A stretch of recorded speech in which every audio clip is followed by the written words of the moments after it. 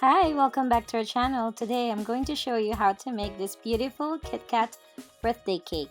And it's actually a chocolate cake and it's so easy. It'll just take an hour in total to make this beautiful cake.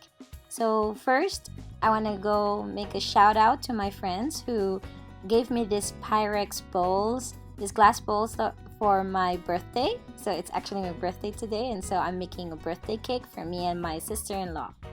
So let's start.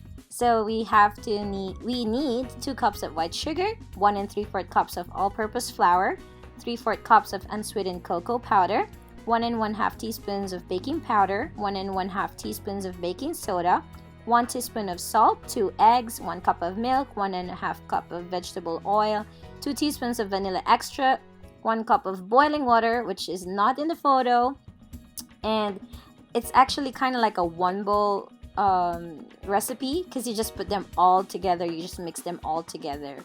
So yeah, I'm going to walk you through how to make this. It's really easy. It's not the perfect cake maybe, but if you're a beginner like me, then definitely this is the cake for you.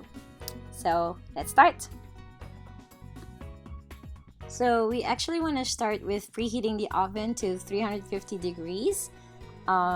Then I have already greased the flour and 2 9-inch round pans. So what you are seeing here is I stir together the sugar, the flour, and the cocoa, and then I'm going to add the baking powder in a bit. I'm actually mixing this properly because some sugar is like kind of like a rock kind of hard sugar.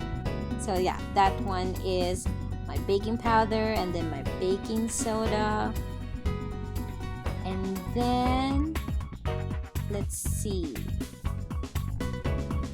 I'm going to add the salt also.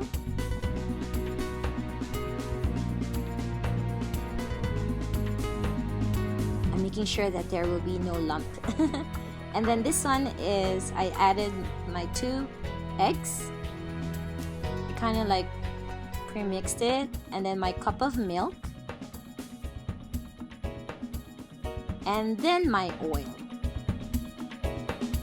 and then lastly the vanilla.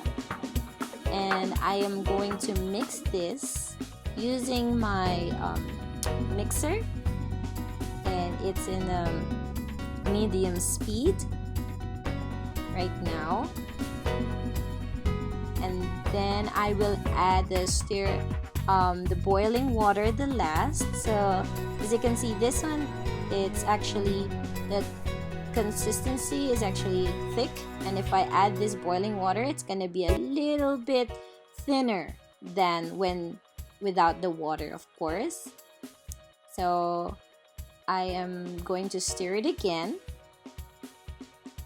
and then I can pour it evenly into the pans that I just prepared earlier. Then I will bake this into 30 to 35 minutes in the oven. But actually my oven is not really, I don't know, maybe not powerful enough, so it took me 45 minutes for both. And maybe you can see the lump of this chocolate, but anyways, it was really good. So this is how it looks like. It looks not very presentable, but because this is gonna be like a candy filled cake, then it will look beautiful later on, just like what you saw in the photo. And again, I am not a professional baker. I bake with my heart, so I don't know if that makes sense to anybody of you, but for me it makes sense at all because I really don't like baking so much because I know it's hard work. So yeah, now you can see we're going to whip cream.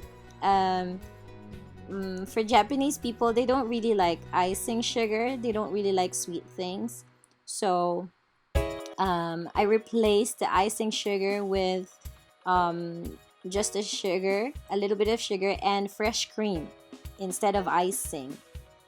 And then I will put some fresh cream with just a little bit of sugar in the middle, just to add something in the middle to fill the cake. So everybody said it was really good, so I'm happy to hear that. And then, hello Jasmine, that's my brother-in-law's dog that you see earlier. So yeah, I'm going to add fresh cream on the side of the cake, and then I will assemble the cake with KitKat all around the cake. And then I am going to also add a ribbon just to hold the KitKat together. You know, in Japan, KitKat, we can't get some like a KitKat that is like tall enough as the cake. So this KitKat, I needed 3 bags of KitKat for this cake, and I added the candle and a little bit of decoration, and that's it. This is the cake for me and for my sister-in-law. I hope you enjoyed watching this, and if you did, please hit the subscribe button and share. Thank you.